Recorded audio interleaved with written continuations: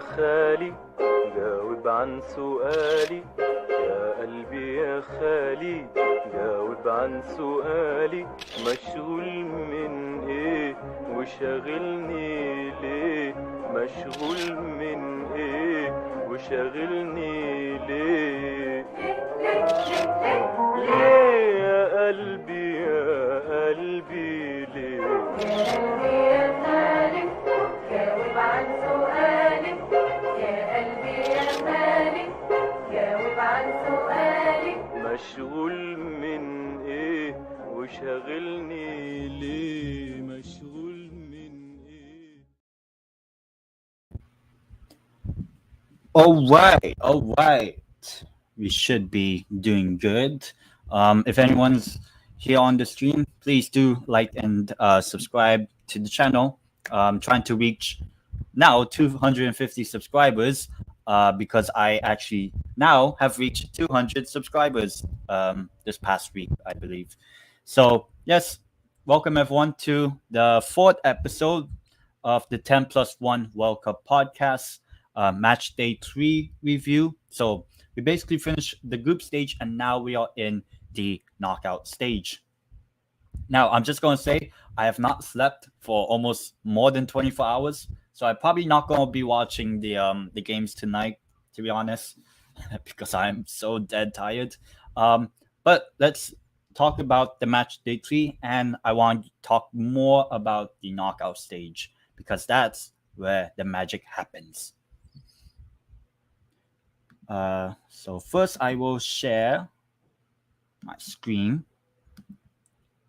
All right. So we'll first talk briefly on each of the games. So the first game was Ecuador versus Senegal. This was practically a must-win game for any team. Well, obviously for Senegal. And in the end, Senegal got the win. I think I predicted a draw or an Ecuador win. It's quite unfortunate because I predicted Ecuador to make it out of their group. Unfortunately, it's Senegal that makes it through. I think Senegal in that game were the better team, so fair play to Senegal. And the other game in Group A, which all games were played at the same time from the same group, Netherlands, they beat Qatar. Yes, that's right. The Netherlands have defeated Qatar. Not a big surprise.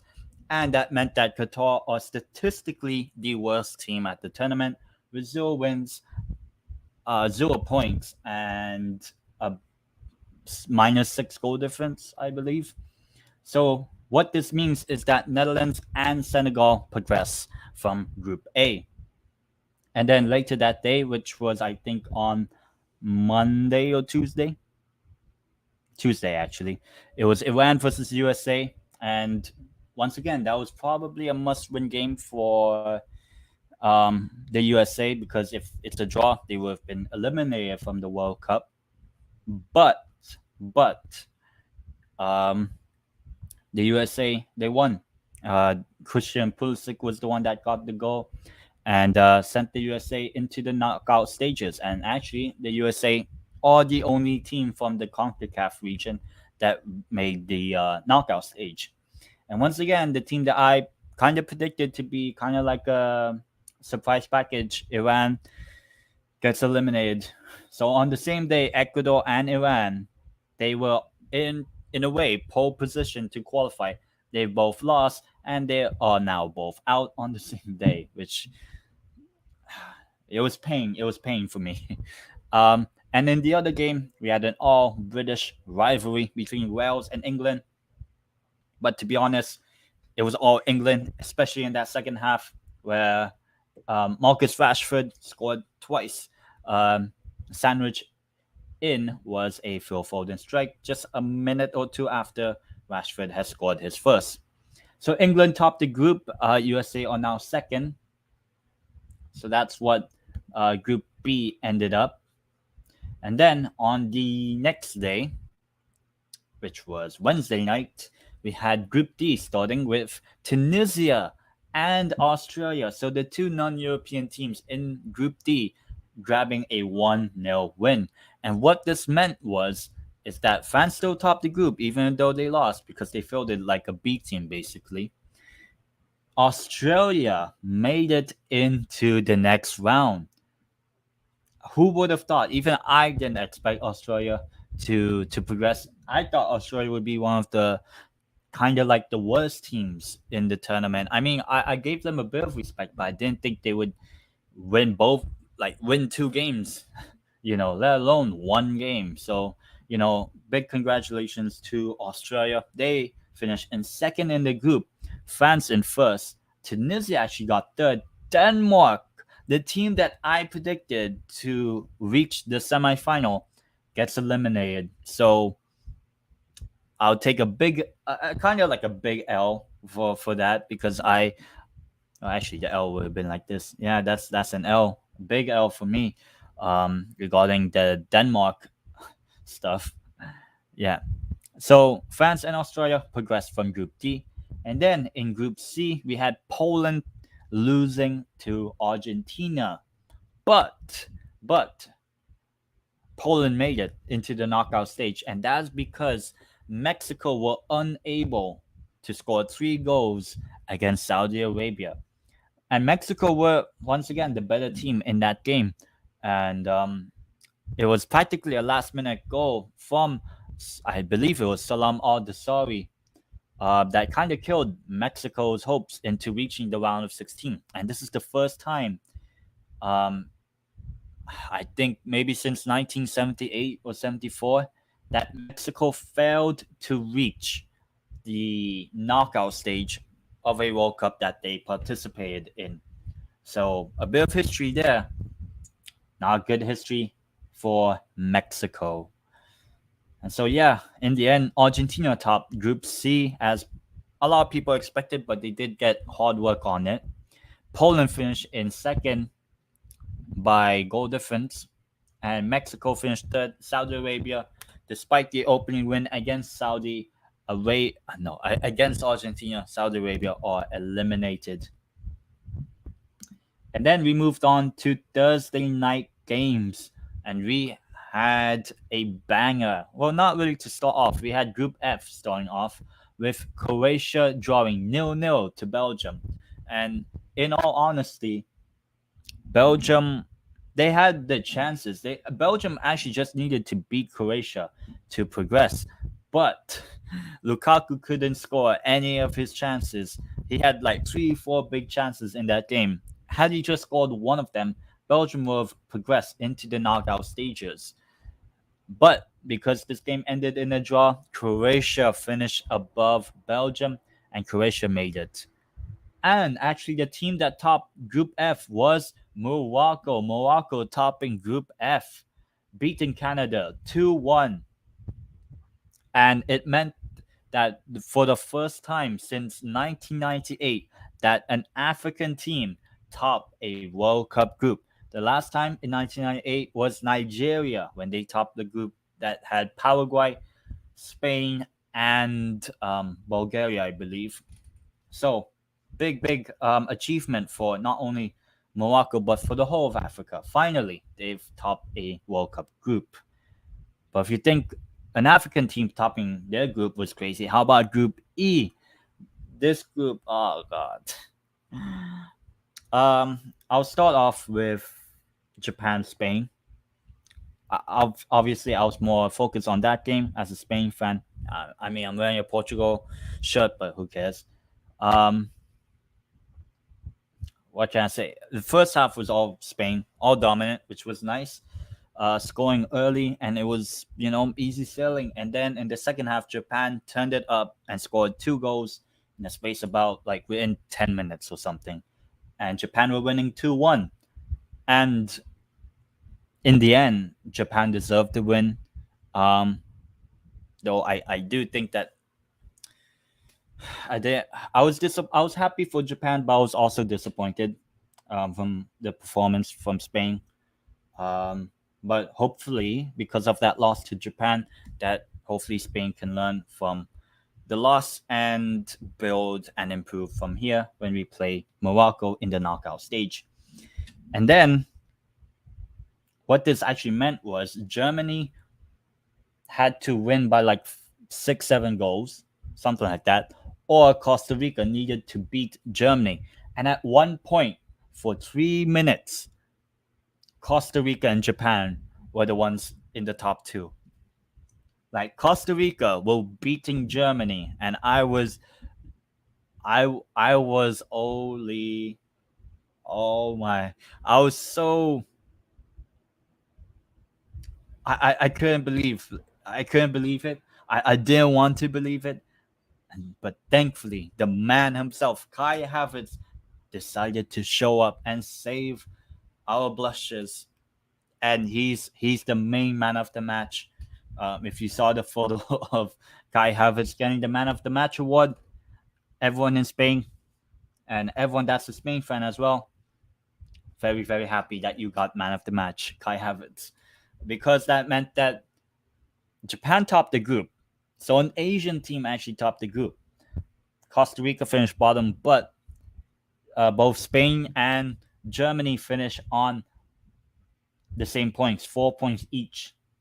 But because of Spain's victory over Costa Rica being 7-0 and Germany not really, just 4-2, it meant that Spain, by goal difference, finished above Germany.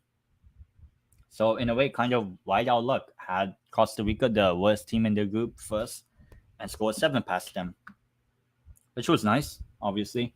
But obviously, looking back on the Japan performance, I'm not really impressed with our performance, but hopefully can improve on that and do a lot better in the knockout stage. So yeah, Japan first, Spain second. That's how the group finished in terms of who progressed from Group E. And then yesterday's games, Friday night. Ooh, big Friday night here. I was watching Ghana v Uruguay. I'll talk about that game first. I was watching Ghana v Uruguay. I didn't really focus too much on South Korea, Portugal, especially when Portugal took an early lead. But all the focus from everyone was on the Ghana-Uruguay game. And I was mostly on the villain side early on. Ghana had a penalty, and the penalty was saved. What poetic justice. And not only that, the 2 goals that Uruguay scored was assisted by Luis Suarez. Poetic. Absolutely poetic. And Uruguay were on the driving seat. But obviously, at some point in that, 5-6 minutes of Uruguay scoring 2 goals, South Korea grabbed an equalizer against Portugal from Kim Yong-guan. And it meant that at the time, at halftime, it was Portugal were already through. Portugal here. That Uruguay were progressing because they have 4 points. Ghana had 3 and South Korea had 2 points. That's how halftime looked. There was no goals until the 91st minute in the South Korea-Portugal game, whereby Wang Hee-chan scored the winning goal for South Korea, which meant that South Korea and Uruguay were level on points, but South Korea had the same goal difference as Uruguay as well, but South Korea scored more goals than Uruguay. So now what happened in the Uruguay-Ghana game was that Uruguay actually needed 1 more goal, but also Ghana wanted to help themselves, because if Ghana were to score 2 goals against Uruguay and draw the game 2-2, it would be Ghana that would be progressing. So it was kind of like both teams had to score a goal, but also both teams needed to defend in order to prevent the other team from progressing. And so Ghana decided we'll be eliminated, but we'll take Uruguay out as well. And they defended. when Ghana needed to win, they decided we'll take the L. We'll take the L, but we will give the L to Luis Suarez and Uruguay. And they did. Uruguay finishing below South Korea on goal scored actually. And it meant that Portugal and South Korea finished in second, Portugal in first. South Korea, against all the odds, because people thought Ghana v Uruguay was the deciding match. Against the odds, South Korea progressed from Group H. What a fantastic turn of events. What a miracle for South Korea. And it meant that South Korea, Japan, and Australia, 3 teams from the Asian Football Confederation, the AFC, 3 Asian teams reaching the knockout stage for the first time ever. The first time ever, 3 Asian teams in the knockout stage. So good success, and it was one of the only times I was like genuinely happy for South Korea.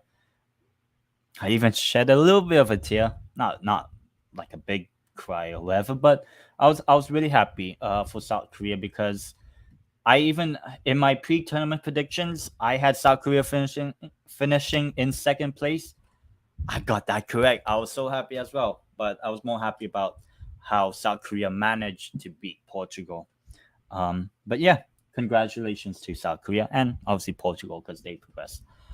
And then the final group to wrap up the group stage: Serbia versus Switzerland and Cameroon versus Brazil. We'll talk about the quote-unquote boring game, kind of.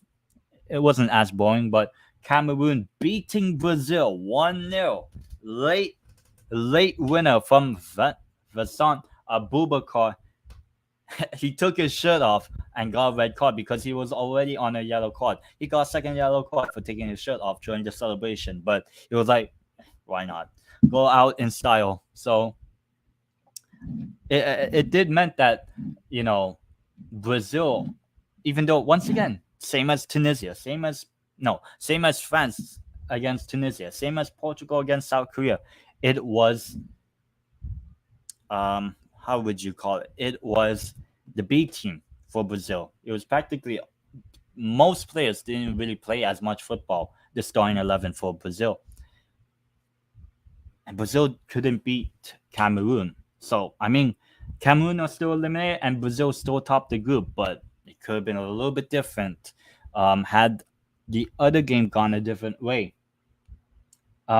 Between Serbia and Switzerland. And as I said, I always called Serbia overhyped, frauds, and this game kind of proved it. Well, the whole tournament proved it, because Serbia, or actually out of all 13 European teams at this World Cup, right, in the group stage, Serbia conceded the most goals of all of the European teams at this World Cup, of 8. 2 against Brazil, 3 against Cameroon, and 3 against Switzerland. And in this game, it was Switzerland winning 1-0, and then it was level 1-1. And then Serbia took the lead 2-1, but then just before halftime, it was 2-2. Switzerland scored. And then just a little after halftime, second half, Switzerland scored a third. It was 3-2 Switzerland. And I think that was when the game was kind of killed off, because Serbia needed 2 goals. A draw wasn't enough for Serbia. And just a bit of chaos and drama, especially what happened back in 2018 between the 2 teams. And basically it meant that Switzerland, from winning this game, had Switzerland scored another goal and made it 4-2, Switzerland could have actually topped Group G because of that Cameroon victory. So, maybe Switzerland should have pushed for a little bit more. Who knows? But that's the recap. 20 minutes into the stream. That's the recap for the group stage. Now, I'm not going to go deep into the round 16 matches, because, how would I say? It's I don't want to make this too long, so I'll keep it short for each bracket. Maybe I'll do bracket style. Where's the bracket? All right. I'm not going to be like predicting quarterfinals, semifinal, final. I'll just predict the round of 16 matches as we go. Maybe I can zoom in a bit. Would that be easier? Yep. Okay, that's good. So the first game tonight, in about an hour and a half. So the lineups will be out probably after the stream ends. Netherlands versus USA on this side of the bracket. Now, both teams offensively have not been convincing, but defensively they've actually been quite good, to be honest. I know Netherlands in this tournament so far have been flat, but also USA in a way, but not. It's not really expected from them. So you could actually see USA beating Netherlands here, but I feel like there is that sort of pedigree that the Dutch have, and for this game between Netherlands and USA, I am going to predict a Netherlands win. I'm not going to say the scoreline. I'll just say who's the one that progresses. So I'm predicting that the Netherlands progress into the quarterfinals. That's my prediction. The next game, the team that will meet the Netherlands in the quarterfinal is either Argentina or Australia. I'll be honest. I think Argentina have improved game by game, and hopefully, this game against Australia, they don't slack off again, like how they did against Saudi Arabia, and in that first half against Mexico in that second game they had. I feel like Argentina should get the business done, and that's why I feel like the Australian fairy tale ends here, and I am predicting Netherlands and Argentina to meet in the quarterfinal. That's my prediction. Netherlands beat USA and Argentina beat Australia. That is tonight's games, or today's games, basically. Technically, the games tomorrow or this one. We kick off with France versus Poland. Poland are statistically the worst team remaining at this World Cup in terms of the points, the goals scored, and all those sort of things. Poland are the worst team, and France.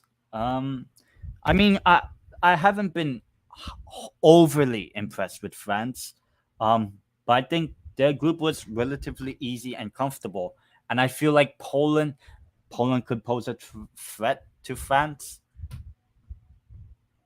Maybe I can go for a surprise here. Maybe, if I'm still going with the Champions curse, maybe. So okay, I guess why not?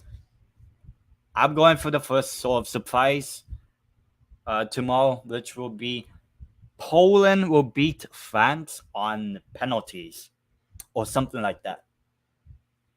Something weird like that. I don't know why. Maybe how boring how boring Poland play maybe helps them somehow. I don't know. So I'm predicting Poland to progress into the quarterfinals. Who I would have not expected that, to be honest, but why not? It's the World Cup. DNA. Do not assume. And then the following game, after that France v Poland game, it's England versus Senegal. So the champions of Africa against the team that nearly won the Euros, the almost European champions, not Italy. It's England. And I'm sorry, I think this is the end of the world for Senegal, and I'm predicting England to meet Poland in the quarterfinal. So I'm saying Poland versus England in the quarterfinal, basically. And England beat Senegal. And then on Monday Night Raw, we have a very tasty, bracket of 4 teams here. Japan, and it's Japan versus Croatia that's kicked things off. And I think I said in my pre-tournament predictions video, I said that there will be an Asian team in the quarterfinal. And I think there were 2 teams that I felt were the likely ones. One of them was Iran, which I went for. The other one that I didn't go for was actually the one that's here right now, Japan. And I am predicting that Japan beats Croatia in the round of 16. And will be the first time that Japan for the first time ever, reach the quarterfinal. So that's my prediction for Japan. Japan beating Croatia. And then Brazil versus South Korea. If somehow we get a Japan versus South Korea quarterfinal, that would be amazing. But sometimes I have to lower my expectations down. And I have to say it's going to be Brazil that wins this. So I'm predicting Brazil to beat South Korea. So the quarterfinal in that little bracket, it's going to be the quarterfinal being Japan versus Brazil. So Brazil, in a way, meeting, one of the two best Asian teams at this World Cup, along with plus Australia. So that's why having that. And then the final little part of the bracket, it's we start off on Tuesday, which will be Morocco versus Spain. And I'm not going to jinx anything, right? Because as a Spain fan, I don't want to jinx it. Morocco have been very impressive at this World Cup. I will give them credit. I don't want to get eliminated this early. For now, as a Spain fan, I have to stick with a Spain win. Just pure emotion for me. I have Spain beating Morocco. Maybe like a 1-0 win in the 125th minute. Something like that. Like a late winner for Spain. 1-0 or 2-1, something like that. So that's what I'm going for. Spain to win. And then the final round 16 match, it's Portugal versus Switzerland. And I've actually been a lot more impressed with Switzerland than I have with Portugal. And I think Switzerland could go back-to-back quarterfinals. And that's what I'm going to say. I am predicting that Switzerland beats Portugal in the round 16 and makes, for the first time since 1954, I believe, first time since 1954 that Switzerland progresses into the quarterfinals for the first time since 1954, which was, 68 years ago? That's longer than Wales had to wait for the World Cup between 58 and 2022. So yeah, I'm predicting a Spain versus Switzerland quarterfinal.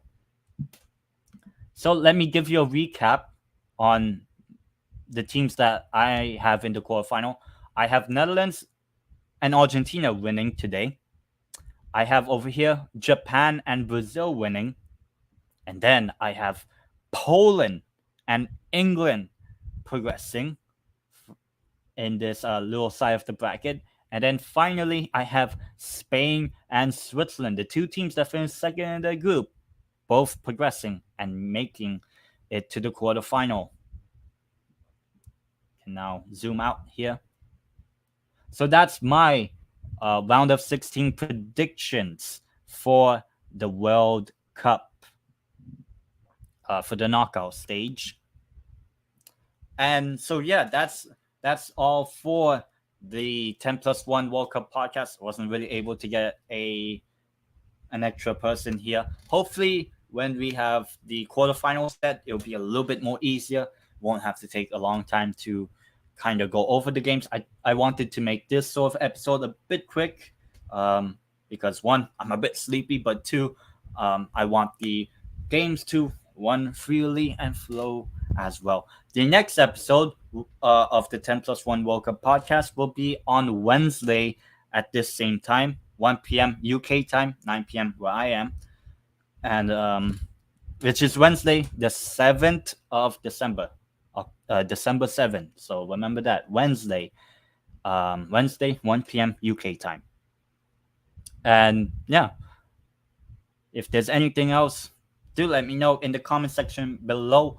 Please do subscribe to the channel as well. It would mean a lot for me. And obviously, like the stream, like the video if you're watching on repeat. And also ring the notification bell so that you don't miss any of my 10+1 World Cup podcasts. And finally, until then, I will see you guys in the next one.